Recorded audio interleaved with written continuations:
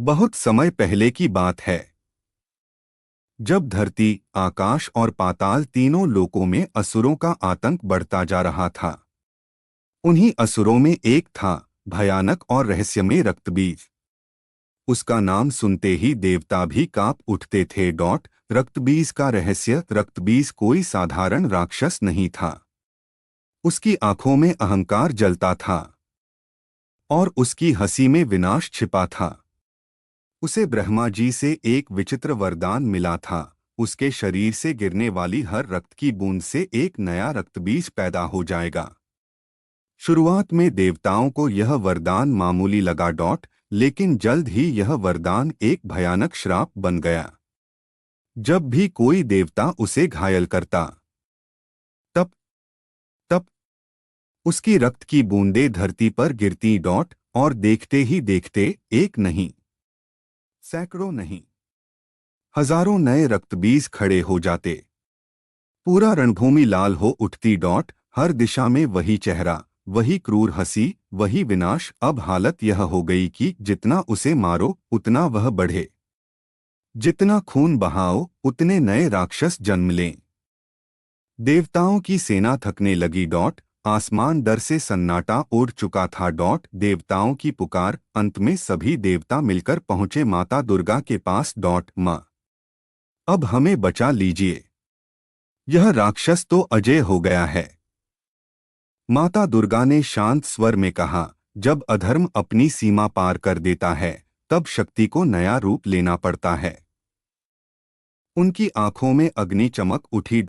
काली का प्रकट होना। अचानक माता दुर्गा के मस्तक से एक भयंकर ऊर्जा निकली। और उस ऊर्जा से प्रकट हुई माता काली। उनका रूप देखकर समय भी थम गया।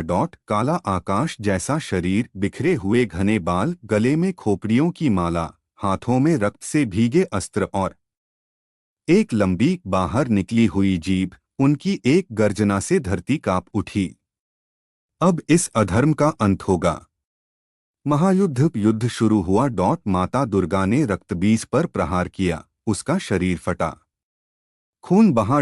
और फिर वही हुआ, हजारों नए रक्तबीज। लेकिन इस बार कुछ अलग था। जैसे ही खून की एक बूंद हवा में उछली, माता काली बिजली की गति से आगे बढ़ी। अपनी विशाल जीभ फैलाकर उन्होंने हर बूंद को जमीन पर गिरने से पहले ही पी लिया। रक्तबीज चौंक गया। ये क्या? मेरा रक्त धरती तक पहुंच ही नहीं पा रहा। काली माता हंसी, तेरी शक्ति ही अब तेरी हार बनेगी। अब हर वार के साथ दुर्गा प्रहार करती, काली खून पी जाती। धीरे धीरे रक्तबीज की शक्ति खत्म होने लगी। उसकी सेना गायब होने लगी। उसका अहंकार टूटने लगा और अंत में माता काली ने उसे पूरी तरह समाप्त कर दिया। काली का भयंकर तांडव। लेकिन कहानी यहीं खत्म नहीं हुई। युद्ध जीतने के बाद भी काली माता का क्रोध शांत नहीं हुआ। उनकी आंखों में अभी भी अग्नि जल रही थी। वे तांडव करने लगी। धरती कांपने लगी, पर्वत हिलने लगे, समुद्र उफान मारने लगे। देवता घबरा गए। अगर मां को अभी नहीं रोका गया तो सृष्टि नष्ट हो जाएगी। शिव का अनोखा उपाय। तब सभी देवता गए भगवान शिव के पास। शिव जी मुस्कुराए।